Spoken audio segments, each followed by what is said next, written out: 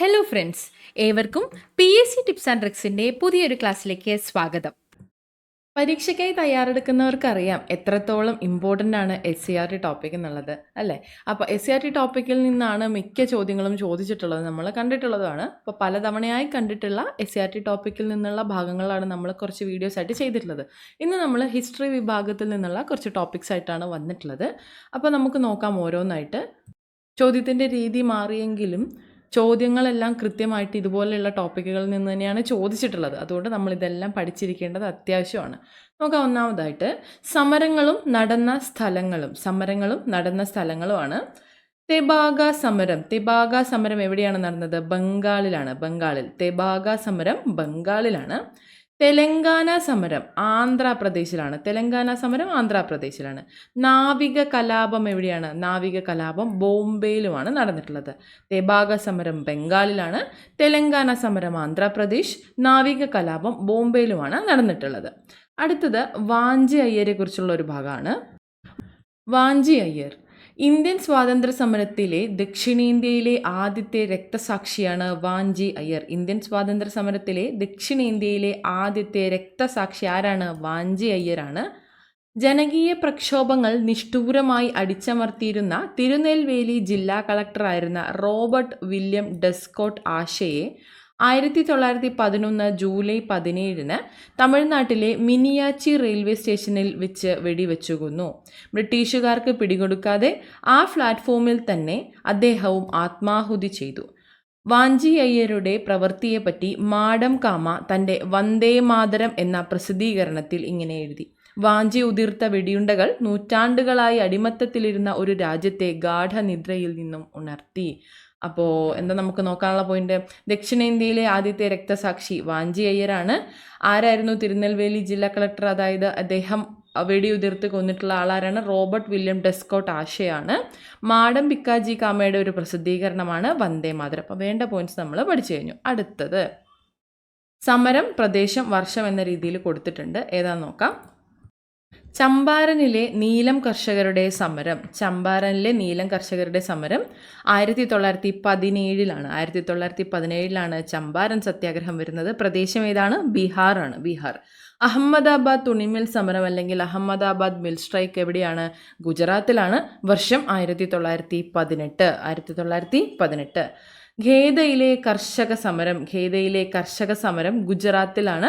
1918 തന്നെയാണ്. അഹമ്മദാബാദ് മിൽ സ്ട്രൈക്കും ഖേദയിലെ കർഷക സമരവും ഗുജറാത്തിൽ തന്നെയാണ്. 1918. ചമ്പാരൻ നീലം കർഷകരുടെ സമരം വരുന്നത് ബീഹാറിലാണ്. 1917 ഓർത്തിരിക്കുക. അടുത്തത് കൃതികളും എഴുത്തുകാരും അവരുടെ ഭാഷയുമാണ്. ഇവർ നമ്മൾ 2 ടേബിളായിട്ടാണ് കൊടുത്തിട്ടുള്ളത്. നമ്മൾ അങ്ങനെയാണ് നോക്കാൻ പോകുന്നത് കേട്ടോ. ഒന്നാമത് കൃതികൾ. ഘോര ഗീതാഞ്ജലി എന്നീ 2 കൃതികൾ രചിച്ചിട്ടുള്ളത് രവീന്ദ്രനാഥ ടാഗോറാണ്. ബംഗാളി ഭാഷയിലാണ് ഈ 2 കൃതികളും രചിച്ചിട്ടുള്ളത്. ഗീതാഞ്ജലി നമുക്കറിയാം അല്ലേ? ഘോര കൂടി ഓർത്തിരിക്കുക. ഘോര, ഗീതാഞ്ജലി എന്നീ കൃതികൾ രവീന്ദ്രനാഥ ടാഗോറിൻ്റെതാണ്. ബംഗാളി ഭാഷയിലാണ് രചിച്ചിട്ടുള്ളത്. അടുത്തത് പ്രേംചന്ദിൻ്റെ കൃതികളാണ്. പ്രേംചന്ദ് സേവാസദൻ, പ്രേമാശ്രമം, രംഗഭൂമി, ഗോദാൻ. സേവാസദൻ, പ്രേമാശ്രമം, രംഗഭൂമി, ഗോദാൻ എന്നിവ പ്രേംചന്ദിൻ്റെ കൃതികളാണ്. ഹിന്ദി ഭാഷയിലാണ് ഇവ രചിച്ചിട്ടുള്ളത്. സുബ്രഹ്മണ്യ ഭാരതിയുടെ കൃതികളാണ് പാഞ്ചാലി ശബദം, കളിപ്പാട്ട്, കണ്ണൻപാട്ട്, കുയിൽപ്പാട്ട് എന്നിവ. പാഞ്ചാലി ശബദം, കളിപ്പാട്ട്, കണ്ണൻപാട്ട്, കുയിൽപ്പാട്ട് എന്നിവ. രചിച്ചിട്ടുള്ള ഭാഷ തമിഴാണെന്ന് കൂടി ഓർത്തിരിക്കുക. സുബ്രഹ്മണ്യ ഭാരതി, പാഞ്ചാലി ശബദം, കളിപ്പാട്ട്, കണ്ണൻപാട്ട്, കുയിൽപ്പാട്ട്. ഭാഷ തമിഴുമാണ്. അടുത്തത് ഹയാത്ത് ഇ സാദി, ഹയാത്ത് ഇ ജാവീദി. അൽത്താഫ് ഹുസൈൻ ഹാലിയുടെ കൃതികളാണ്. ഹയാത്ത് ഇ സാദി, ഹയാത്ത് ഇ ജാവീദ്. ഉറുദു ഭാഷയിൽ രചിച്ചിട്ടുള്ള അൽത്താഫ് ഹുസൈൻ ഹാലിയുടെ കൃതികളാണ് ഇവ രണ്ടും. വിഷ്ണു കൃഷ്ണ ചിപ്ലങ്കർ നിബന്ധമാല രചിച്ചിട്ടുള്ള കവിയാണ് വിഷ്ണു കൃഷ്ണ ചിപ്ലങ്കർ. മറാത്തി ഭാഷയിലാണെന്ന് കൂടി ഓർത്തിരിക്കുക. ഇത് 2 കണക്ഷൻ അത്യാവശ്യം എല്ലാവർക്കും തന്നെ അറിയുന്നുണ്ടാവും അല്ലേ? നിബന്ധമാല രചിച്ചിട്ടുള്ളത് ആരാണ്? വിഷ്ണു കൃഷ്ണ ചിപ്ലങ്കർ ആണ്. ഭാഷ മറാത്തിയാണ്. ഭാഷ ഏതാണ്? മറാത്തിയാണ്. വള്ളത്തോൾ നാരായണ മേനോൻ ഏതൊക്കെയാണ് കൃതികൾ നോക്കാം.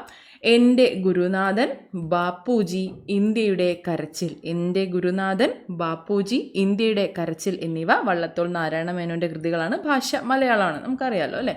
ഓക്കെ, അപ്പോൾ നമ്മൾ കൃതികൾ കണ്ടു, എഴുത്തുകാരെ കണ്ടു, ഭാഷയും കണ്ടു. ക്ലിയർ ആണല്ലോ?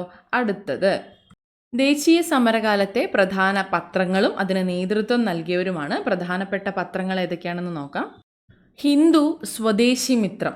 ഹിന്ദു, സ്വദേശിമിത്രം എന്നിവ ജി സുബ്രഹ്മണ്യ അയ്യരുടെ പത്രങ്ങളാണ്. ഹിന്ദു, സ്വദേശിമിത്രം എന്നിവ ജി സുബ്രഹ്മണ്യ അയ്യരുടേതാണ്. അമൃത് ബസാർ പത്രിക എന്നത് ശിശിർ കുമാർ ഘോഷും മോത്തിലാൽ ഘോഷും കൂടെ ആരംഭിച്ചിട്ടുള്ളതാണ്. അമൃത് ബസാർ പത്രിക ശിശിർ കുമാർ ഘോഷ് എന്ന് ഓർത്തിരിക്കുക. അമൃത് ബസാർ പത്രിക ശിശിർ കുമാർ ഘോഷും മോത്തിലാൽ ഘോഷും. ബോംബെ സമാചാർ. ബോംബെ സമാചാർ ഫർദൂർജി മർസ്ബാൻ ആണ്. ഫർദൂർജി മർസ്ബാൻ ആണ് ബോംബെ സമാചാർ ആരംഭിച്ചിട്ടുള്ളത്. കേസരി മറാത്ത എന്നിവ ബാലഗംഗാധര തിലകിൻ്റേതാണ്. കേസരി മറാത്ത എന്നിവ ബാലഗംഗാധര തിലകിൻ്റെ പത്രങ്ങളാണ്. ബംഗാളി. ബംഗാളി എന്ന പത്രം സുരേന്ദ്രനാഥ ബാനർജിയുടേതാണ്. വോയിസ് ഓഫ് ഇന്ത്യ എന്നത് ദാദാബായ് നവറോജിയുടേതുമാണ്. Voice of India Dadabhai Naoroji ആരംഭിച്ചിട്ടുള്ള പത്രമാണ്. ഷോം പ്രകാശ് ഈശ്വരചന്ദ്ര വിദ്യാസാഗറുടേതാണ്. ഷോം പ്രകാശ് എന്നത് ഈശ്വരചന്ദ്ര വിദ്യാസാഗർ ആരംഭിച്ചിട്ടുള്ള പത്രമാണ്. ന്യൂ ഇന്ത്യ കോമൺവീൽ ആരുടേതാണ്? ന്യൂ ഇന്ത്യ കോമൺവീൽ എന്നിവ മിസ്സിസ് ആനി ബസന്റിൻ്റേതാണ്. ന്യൂ ഇന്ത്യ കോമൺവീൽ എന്നിവ ആനി ബസന്റ് ആരംഭിച്ചിട്ടുള്ള പത്രങ്ങളാണ്. അടുത്തത് മഹാത്മാഗാന്ധിയുടെ പത്രങ്ങളാണ്. ഏതൊക്കെയാണ്? യങ് ഇന്ത്യ, ഹരിജൻ എന്നിവയാണ്. യങ് ഇന്ത്യ, ഹരിജൻ എന്നിവ മഹാത്മാഗാന്ധി ആരംഭിച്ചിട്ടുള്ള പത്രങ്ങളാണ്. അടുത്തത് മൗലാന അബ്ദുൽ കലാം ആസാദിൻ്റെ പത്രമായിട്ടുള്ള അൽ ഹിലാലാണ്. അൽ ഹിലാൽ. മൗലാന അബ്ദുൽ കലാം ആസാദ് ആരംഭിച്ചിട്ടുള്ള പത്രം ഏതാണ്? അൽ ഹിലാലാണ്. വന്ദേ മാതരം എന്ന പേരിൽ പത്രം ആരംഭിച്ചതാരാണ്? ലാല ലജ്പത് റായ് ആണ്. ലാല ലജ്പത് റായുടേതാണ് വന്ദേ മാതരം എന്നത്. നേഷൻ എന്ന പേരിൽ പത്രം ആരംഭിച്ചതാരാണ്? ഗോപാലകൃഷ്ണ ഗോഖലെയാണ്. ഗോപാലകൃഷ്ണ ഗോഖലെ. നിങ്ങൾക്ക് തന്നെ അറിയാം, ഇതിൽ തന്നെ ഒരുപാട് PYQs വന്നിട്ടുണ്ട്. ഒരുപാട് തവണ PSC ചോദിച്ചിട്ടുള്ളത് ഈ ഒരൊറ്റ ബോക്സിൽ നിന്ന് തന്നെ നമുക്ക് കിട്ടിയിട്ടുണ്ടാവും അല്ലേ? നമുക്കൊന്നുകൂടെ നോക്കാം. ഹിന്ദു, സ്വദേശി മിത്രം എന്നിവ ജി സുബ്രഹ്മണ്യ അയ്യരുടേതാണ്. അമൃത് ബസാർ പത്രിക ശിശിർ കുമാർ ഘോഷ്, മോത്തിലാൽ ഘോഷ്. ബോംബെ സമാചാർ ഫർദൂർജി മർസ്ബാൻ. ബോംബെ സമാചാർ ഫർദൂർജി മർസ്ബാൻ ആണ്. കേസരി മറാത്ത എന്നിവ Balagangadhara Tilak. Bengali Surendranath Banerjee. Voice of India Dadabhai Naoroji. Som Prakash Ishwarchandra Vidyasagar. New India commonweal എന്നിവ Mrs Annie Besant. Young India, Harijan എന്നിവ മഹാത്മാഗാന്ധി. അൽ ഹിലാൽ മൗലാന അബ്ദുൽ കലാം ആസാദ്. വന്ദേ മാതരം ലാല ലജ്പത് റായ്. നേഷൻ ഗോപാലകൃഷ്ണ ഗോഖലെ. ഓക്കെ ആണല്ലോ?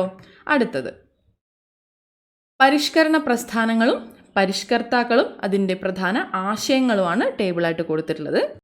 ഇവയ്ക്ക് കൊടുത്തിട്ടുള്ള എല്ലാം തന്നെ പ്രധാനപ്പെട്ടതാണ്. അപ്പോൾ നമുക്ക് എല്ലാം കൃത്യമായിട്ട് തന്നെ അറിഞ്ഞിരിക്കേണ്ട ആവശ്യമുണ്ട്. നോക്കാം. ഒന്നാമത് ആര്യസമാജം.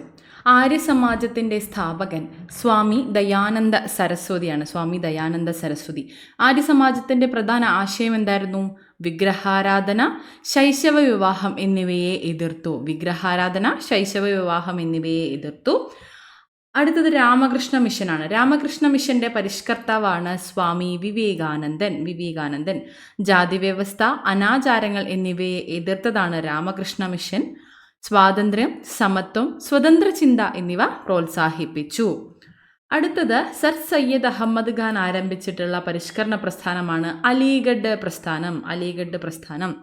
ഇന്ത്യയിലെ മുസ്ലിങ്ങളുടെ സാമൂഹികവും വിദ്യാഭ്യാസപരവുമായ പുരോഗതിക്കായി വാദിച്ചു. ഇന്ത്യയിലെ മുസ്ലിങ്ങളുടെ സാമൂഹികവും വിദ്യാഭ്യാസപരവുമായ പുരോഗതിക്കായി വാദിച്ചതാണ് അലിഗഡ് പ്രസ്ഥാനം. ആരാണ് സ്ഥാപകൻ? സർ സയ്യദ് അഹമ്മദ് ഖാൻ ആണ്. പ്രാർത്ഥനാ സമാജം ആത്മാറാം പാണ്ഡുരംഗിൻ്റേതാണ്. മിശ്രഭോജനം, മിശ്രവിവാഹം, വിധവാ പുനർവിവാഹം, സ്ത്രീകളുടെയും പിന്നോക്ക ജനവിഭാഗങ്ങളുടെയും പുരോഗതി എന്നിവയ്ക്കായി നിലകൊണ്ടതാണ് പ്രാർത്ഥനാ സമാജം. മിശ്രഭോജനം, മിശ്രവിവാഹം, വിധവാ പുനർവിവാഹം, സ്ത്രീകളുടെയും പിന്നാക്ക ജനവിഭാഗങ്ങളുടെയും പുരോഗതിക്കായി നിലകൊണ്ടു. തിയോസഫിക്കൽ സൊസൈറ്റി സ്ഥാപിച്ചത് ആരാണ്? ആനി ബസന്റ് ആണ്. ഹിന്ദുമതത്തിന്റെ പുനരുദ്ധാരണത്തിനായി നിലകൊണ്ടു. പുനരുദ്ധാനത്തിനായി നിലകൊണ്ടതാണ് തിയോസഫിക്കൽ സൊസൈറ്റി. ഹിന്ദുമതത്തിന്റെ പുനരുദ്ധാനത്തിനായി നിലകൊണ്ട പ്രസ്ഥാനമാണ് തിയോസഫിക്കൽ സൊസൈറ്റി. ആനി ബെസന്റ് ആണ് സ്ഥാപക. ഹിതകാരിണി സമാജം സ്ഥാപിച്ചതാരാണ്? വീരേശലിംഗം പന്തലു ആണ്. വീരേശലിംഗം പന്തലു. വിധവാ പുനർവിവാഹത്തിനും സ്ത്രീകളുടെ വിദ്യാഭ്യാസത്തിനുമായി പ്രചാരണം നടത്തി. സത്യശോധക് സമാജം, ജ്യോതിബ ഫൂലെയുടെ സത്യശോധക് സമാജമാണ് അടുത്തത്. എന്തൊക്കെയാണ് ആശയങ്ങൾ? ദുരാചാരങ്ങളെയും പുരോഹിത മേധാവിത്വത്തെയും എതിർത്തു. പിന്നാക്ക വിഭാഗക്കാർക്കായി വിദ്യാലയങ്ങൾ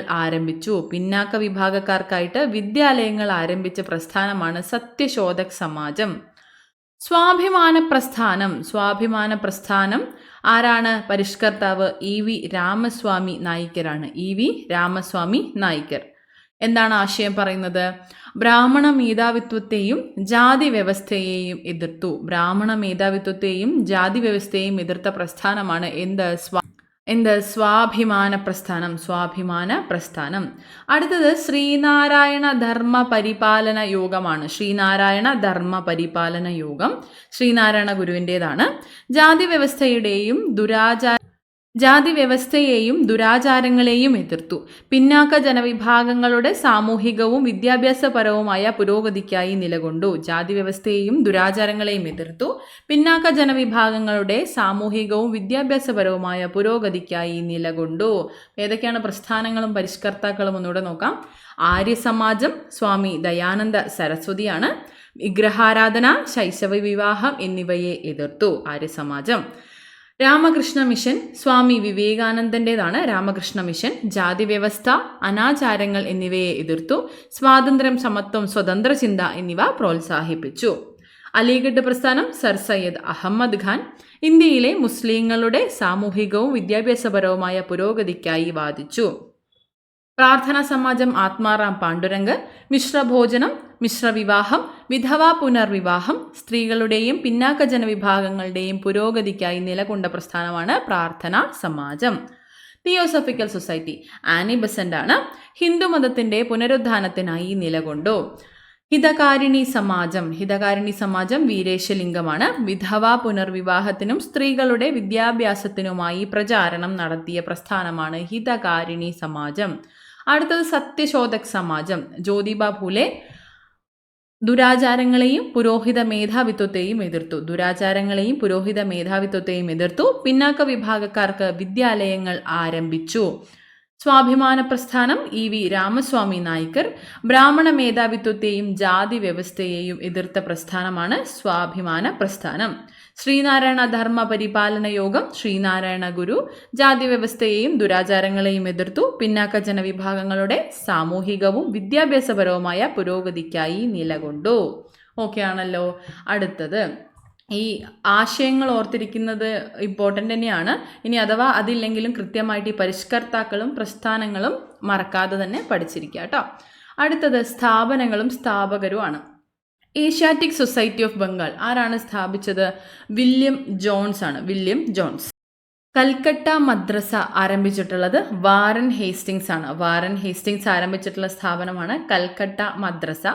ബനാറസ് സാൻസ്ക്രിറ്റ് കോളേജ് ആരംഭിച്ചത് ജൊനാഥൻ ഡങ്കൻ ആണ് ആരംഭിച്ചിട്ടുള്ളത്. Asiatic Society of Bengal William Jones, Calcutta Madrasa Warren Hastings, Banaras സംസ്കൃത കോളേജ് ജൊനാഥൻ ഡങ്കൻ. ഓക്കെ. അടുത്തത് കപ്പലോട്ടിയ തമിഴൻ എന്നൊരു ബോക്സ് എസ്ആർടി കൊടുത്തിട്ടുണ്ട്. തമിഴ്നാട്ടിൽ സ്വദേശി പ്രസ്ഥാനത്തിന് നേതൃത്വം കൊടുത്ത VO ചിദംബരം പിള്ള തൂത്തുക്കുടി ആസ്ഥാനമാക്കി 1906 സ്വദേശി സ്റ്റീം നാവിഗേഷൻ കമ്പനി ആരംഭിച്ചു. അതിനാൽ അദ്ദേഹത്തെ കപ്പലോട്ടിയ തമിഴൻ എന്ന് വിളിക്കുന്നു. പ്രാദേശിക കച്ചവടക്കാരിൽ നിന്നു പിരിച്ചെടുത്ത 6 ലക്ഷം രൂപ മുതൽ മുടക്കിയാണ് അത് ചെയ്തിട്ടുണ്ടാവുക. ഓക്കെ. തമിഴ്നാട്ടിൽ സ്വദേശി പ്രക്ഷോഭത്തിന് നേതൃത്വം കൊടുത്ത VO ചിദംബരം പിള്ള. തമിഴ്നാട്ടിൽ സ്വദേശി പ്രക്ഷോഭത്തിന് നേതൃത്വം കൊടുത്തത് ആരാണ്? VO ചിദംബരം പിള്ളയാണ്. ആസ്ഥാനം എവിടെയാണ്? തൂത്തുക്കുടിയാണ്. 1906 ഓക്കെ. അപ്പോൾ കപ്പലോട്ടിയ തമിഴൻ എന്നറിയപ്പെടുന്നത് ആരാണ്? VO ചിദംബരം പിള്ളയാണ്. ഓക്കെ. അടുത്തത് ദേശീയ പ്രസ്ഥാനത്തിൻ്റെ നഴ്സറി. ദേശീയ പ്രസ്ഥാനത്തിൻ്റെ നഴ്സറി. ഇന്ത്യൻ ദേശീയ പ്രസ്ഥാനത്തിൻ്റെ ആദ്യകാല നേതാക്കളിൽ ഭൂരിഭാഗം പേരും ബംഗാളികളായിരുന്നു. അതിനാൽ ബംഗാളിനെ ഇന്ത്യൻ ദേശീയ പ്രസ്ഥാനത്തിൻ്റെ നഴ്സറി എന്ന് വിശേഷിപ്പിച്ചിരുന്നു. തുടർന്ന് ഇന്ത്യൻ ദേശീയ പ്രസ്ഥാനത്തെ ദുർബലപ്പെടുത്താനായി 1905 കഴ്സൺ പ്രഭു ബംഗാളിനെ വിഭജിച്ചു. ഓക്കെ, അപ്പോൾ ദേശീയ പ്രസ്ഥാനത്തിൻ്റെ നഴ്സറി എന്നറിയപ്പെടുന്നത് എവിടെയാണ്? ബംഗാളാണ്.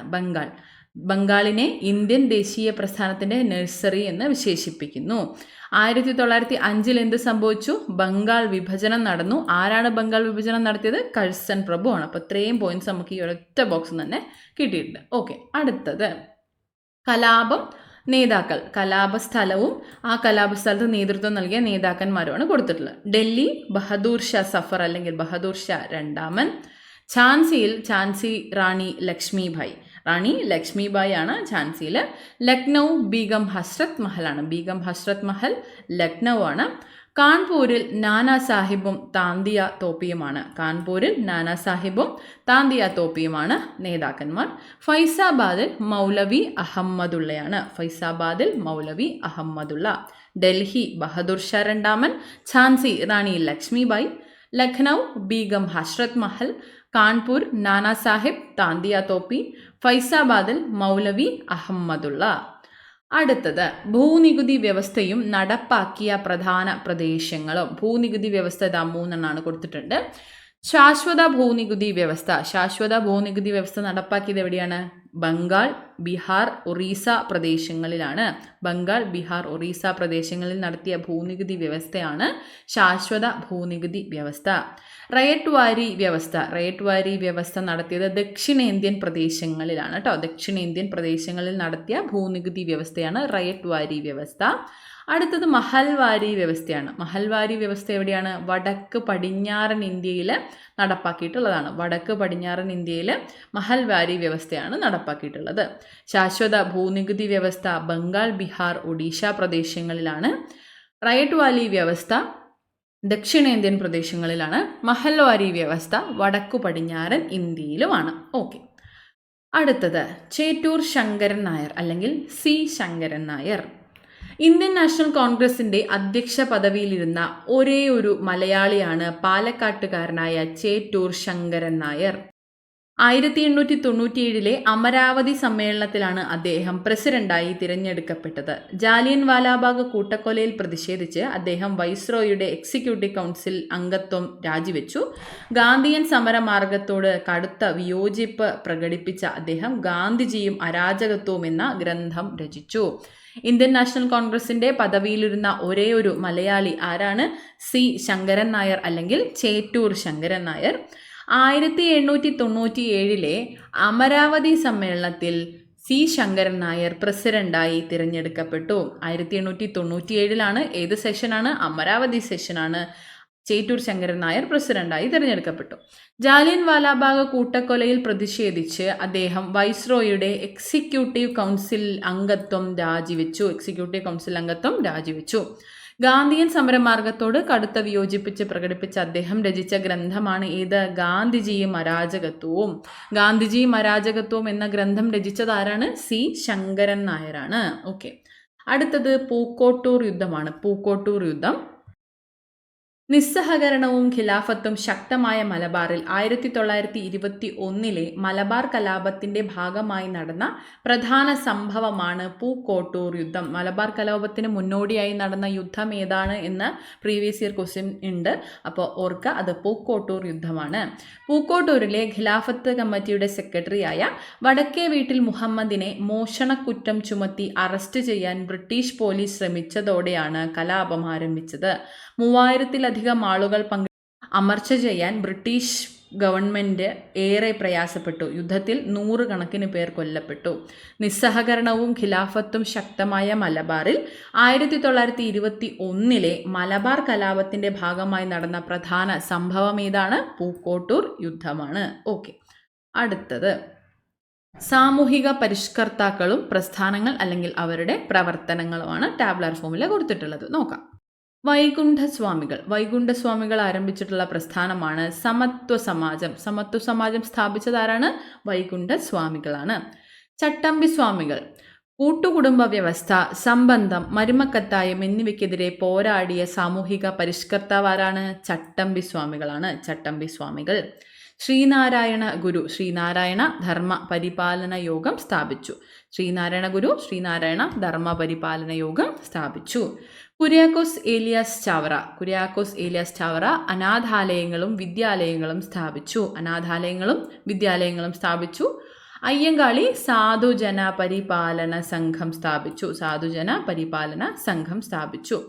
വക്കം അബ്ദുൾ ഖാദർ മൗലവി വക്കം അബ്ദുൾ ഖാദർ മൗലവി തിരുവിതാംകൂർ മുസ്ലിം മഹാജന സ്ഥാപിച്ചു. തിരുവിതാംകൂർ മുസ്ലിം മഹാജന ആരാണ് സ്ഥാപിച്ചത്? വക്കം അബ്ദുൾ ഖാദർ മൗലവിയാണ്. ഇനി വാഗ്ഭടാനന്ദനാണ്. വാഗ്ഭടാനന്ദൻ ആരംഭിച്ചത് എന്താണ്? ആത്മവിദ്യാ സംഘമാണ്. ആത്മവിദ്യാ സംഘം സ്ഥാപിച്ചത് ആരാണ്? വാഗ്ഭടാനന്ദനാണ്. സഹോദര പ്രസ്ഥാനം സ്ഥാപിച്ചതോ? സഹോദരൻ അയ്യപ്പനാണ്. സഹോദര പ്രസ്ഥാനം സ്ഥാപിച്ച സാമൂഹിക പരിഷ്കർത്താവാരാണ്? സഹോദരൻ അയ്യപ്പനാണ്. Pandit K P Karuppan Pandit K P കറുപ്പന്റെ പ്രസ്ഥാനമാണ് അരയ സമാജം എന്നത്. അരയ സമാജം. മന്നത്ത് പത്മനാഭൻ ആരംഭിച്ചതാണ് Nair services society. Nair services society സ്ഥാപിച്ചത് ആരാണ്? മന്നത്ത് പത്മനാഭനാണ്. വി ടി ഭട്ടതിരിപ്പാട് യോഗക്ഷേമ സഭ ആരംഭിച്ചു. യോഗക്ഷേമ സഭ ആരംഭിച്ചതാരാണ്? വി ടി ഭട്ടതിരിപ്പാടാണ്. കുമാരഗുരുദേവൻ പൊയ്കയിൽ കുമാരഗുരുദേവൻ ആരംഭിച്ചതാണ് പ്രത്യക്ഷ രക്ഷാ ദൈവസഭ. പ്രത്യക്ഷ രക്ഷാ ദൈവസഭ. അപ്പം എല്ലാം തന്നെ പ്രധാനപ്പെട്ടതാണ്. വൈകുണ്ഠസ്വാമികൾ സമത്വ സമാജം, ചട്ടമ്പി സ്വാമികൾ കൂട്ടുകുടുംബ വ്യവസ്ഥ, സംബന്ധം, മരുമക്കത്തായം എന്നിവയ്ക്കെതിരെ പോരാടി. ശ്രീനാരായണ ഗുരു ശ്രീനാരായണ ധർമ്മ പരിപാലന യോഗം ആരംഭിച്ചു. കുര്യാക്കോസ് ഏലിയാസ് ചാവറ അനാഥാലയങ്ങളും വിദ്യാലയങ്ങളും സ്ഥാപിച്ചു. അയ്യങ്കാളി സാധുജന പരിപാലന സംഘം ആരംഭിച്ചു. വക്കം അബ്ദുൾ ഖാദർ മൗലവി തിരുവിതാംകൂർ മുസ്ലിം മഹാജനസഭ സ്ഥാപിച്ചു. വാഗ്ഭടാനന്ദൻ ആത്മവിദ്യാസംഘം സ്ഥാപിച്ചു. സഹോദര പ്രസ്ഥാനം സഹോദരൻ അയ്യപ്പൻ ആരംഭിച്ചതാണ്. അരയ സമാജം സ്ഥാപിച്ചത് പണ്ഡിറ്റ് കെ പി കറുപ്പനാണ്. മന്നത്തു പത്മനാഭൻ നായർ സർവീസസ് സൊസൈറ്റി ആരംഭിച്ചു. വി ടി ഭട്ടതിരിപ്പാടിൻ്റെതാണ് യോഗക്ഷേമ സഭ എന്നത്. പ്രത്യക്ഷ രക്ഷാ ദൈവസഭ എന്നത് കുമാരഗുരുദേവൻ്റേതുമാണ്. ഓക്കെ. അടുത്തത് മിഷണറി സംഘവും പ്രവർത്തന മേഖലയുമാണ്. മിഷണറി സംഘവും പ്രവർത്തന മേഖലയും. ലണ്ടൻ മിഷൻ സൊസൈറ്റി അല്ലെങ്കിൽ LMS എന്നത് തിരുവിതാംകൂറിലാണ് പ്രവർത്തിച്ചിട്ടുള്ളത്. LMS തിരുവിതാംകൂറിൽ പ്രവർത്തിച്ചു. ലണ്ടൻ മിഷൻ സൊസൈറ്റി തിരുവിതാംകൂറിലാണ്. ചർച്ച് മിഷൻ സൊസൈറ്റി അല്ലെങ്കിൽ CMS എന്നത് കൊച്ചി തിരുവിതാംകൂർ മേഖലയിലാണ് പ്രവർത്തിച്ചിട്ടുള്ളത്. ചർച്ച് മിഷൻ സൊസൈറ്റി കൊച്ചിയിലും തിരുവിതാംകൂറിലുമാണ് പ്രധാന പ്രവർത്തന മേഖലയായിട്ടുണ്ടായിരുന്നത്. ബാസൽ ഇവാഞ്ചലിക്കൽ മിഷൻ അല്ലെങ്കിൽ BEM എന്നത് മലബാർ പ്രധാന മേഖലയായി കണ്ടുകൊണ്ട് പ്രവർത്തിച്ചിട്ടുള്ള മിഷണറി സംഘമാണ്. ബാസൽ ഇവാഞ്ചലിക്കൽ മിഷൻ മലബാറിലാണ്. ലണ്ടൻ മിഷൻ സൊസൈറ്റി അല്ലെങ്കിൽ LMS തിരുവിതാംകൂറിലാണ്. ചർച്ച് മിഷൻ സൊസൈറ്റി അല്ലെങ്കിൽ CMS കൊച്ചിയിലും തിരുവിതാംകൂറിലുമായിട്ടാണ് ഉണ്ടായിരുന്നത്. ബാസൽ ഇവാഞ്ചലിക്കൽ മിഷൻ അല്ലെങ്കിൽ BEM എന്നത് മലബാറിലുമാണ് ഉണ്ടായിരുന്നത് എന്ന് ഓർത്തിരിക്കാം. അടുത്തത് നിയമവും വർഷവും എവിടെയാണ് സ്ഥലം എന്നുള്ളത് കൂടി ഒന്ന് മനസ്സിലാക്കിയിരുന്നാൽ മതി. പണ്ടാരപ്പാട്ട വിളംബരം പ്രഖ്യാപിച്ചത് എപ്പോഴാണ്? 1865. സ്ഥലം എവിടെയാണ്? തിരുവിതാംകൂറാണ്. പണ്ടാരപ്പാട്ട വിളംബരം 1865 തിരുവിതാംകൂറിലാണെന്ന് ഓർത്തിരിക്കുക. കൊച്ചിയിൽ 1914 കുടിയായ്മ നിയമം പാസാക്കിയത് എവിടെയാണ്? കൊച്ചിയിലാണ്. വർഷം ഏതാണ്? 1914. മലബാർ കുടിയായ്മ നിയമം നിലവിൽ വന്നത് 1929 മലബാറിലാണ്. 1929 മലബാർ കുടിയായ്മ നിയമം, 1914 കുടിയായ്മ നിയമം, 1865 പണ്ടാരപ്പാട്ട വിളംബരം. തിരുവിതാംകൂറിൽ 1865 പണ്ടാരപ്പാട്ട വിളംബരം, കൊച്ചിയിൽ 1914 കുടിയായ്മ നിയമം, മലബാറിൽ 1929 മലബാർ കുടിയായ്മ നിയമം. ഓക്കെ.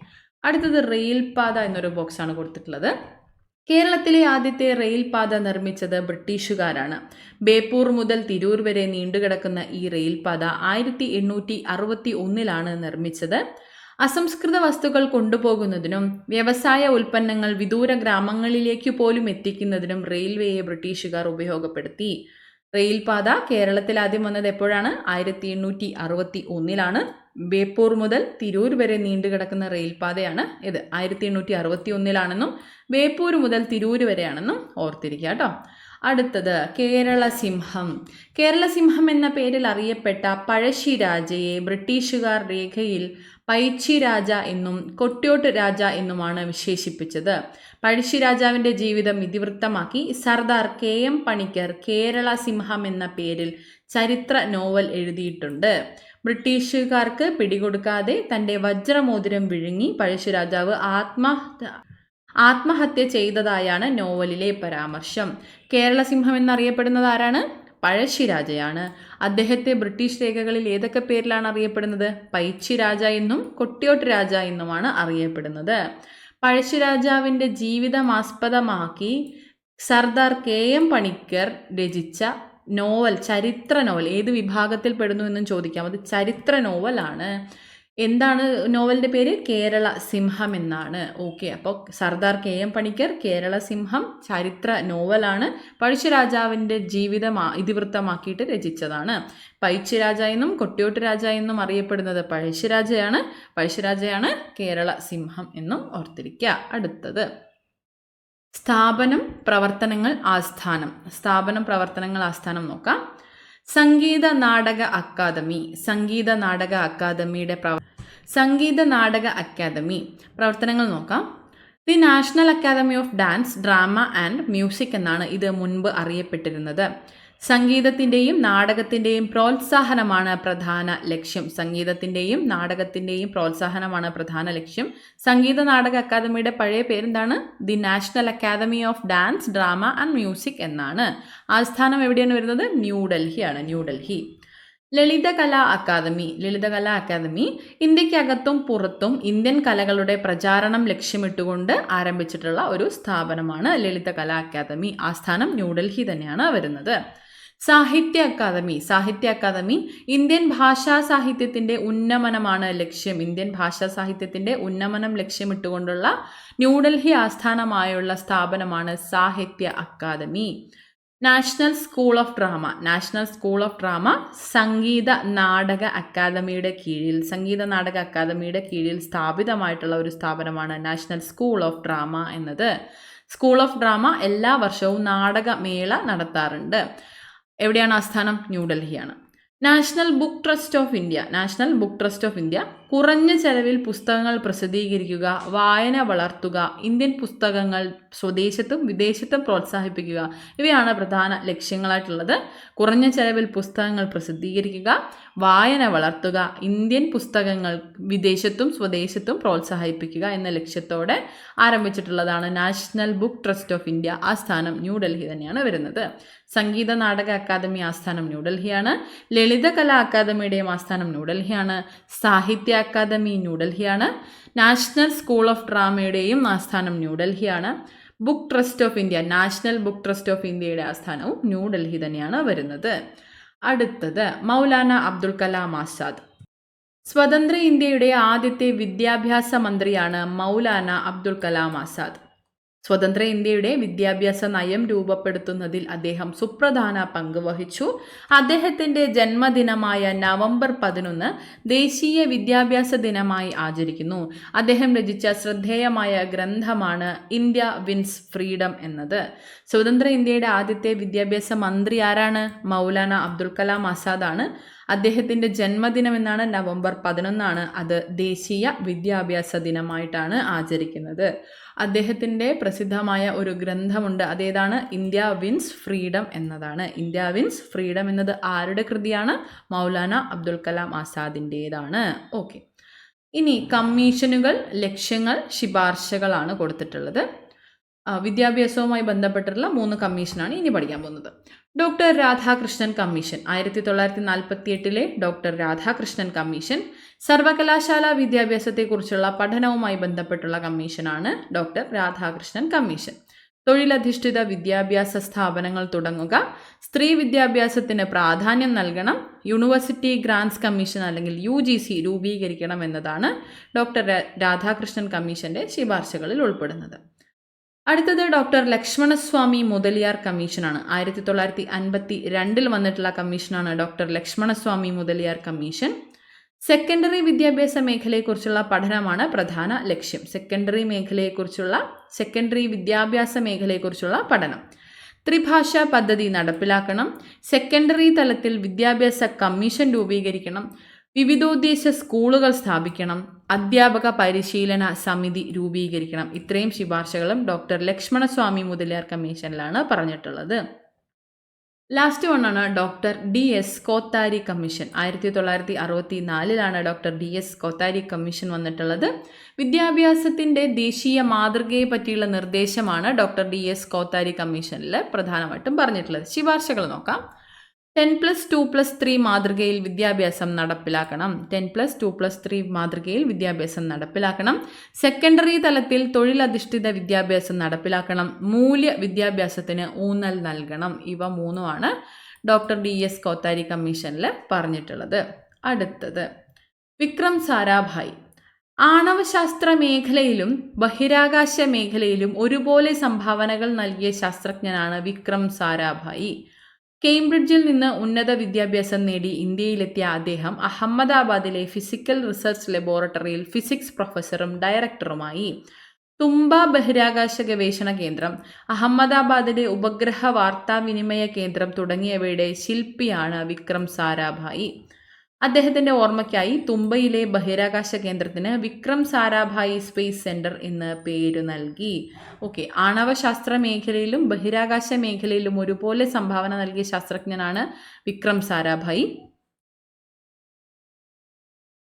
ഓക്കെ, അദ്ദേഹം തുമ്പ ബഹിരാകാശ ഗവേഷണ കേന്ദ്രം, അഹമ്മദാബാദിലെ ഉപഗ്രഹ വാർത്താവിനിമയ കേന്ദ്രം തുടങ്ങിയവയുടെ ശില്പിയാണ്. ആര്? വിക്രം സാരാഭായി. തുമ്പയിലെ അദ്ദേഹത്തോടുള്ള ബഹുമാനാർത്ഥം തുമ്പയിലെ ബഹിരാകാശ കേന്ദ്രത്തിന് വിക്രം സാരാഭായ് സ്പേസ് സെൻറ്റർ, അതായത് VSSC എന്ന് പേര് നൽകി. ഓക്കെ, അടുത്തത് ഡോക്ടർ APJ അബ്ദുൽ കലാം സാറാണ്.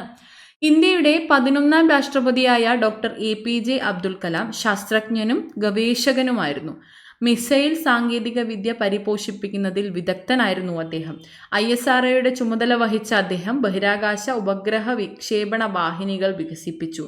അദ്ദേഹത്തെ മിസൈൽ മാൻ ഓഫ് ഇന്ത്യ എന്ന് വിശേഷിപ്പിക്കുന്നു.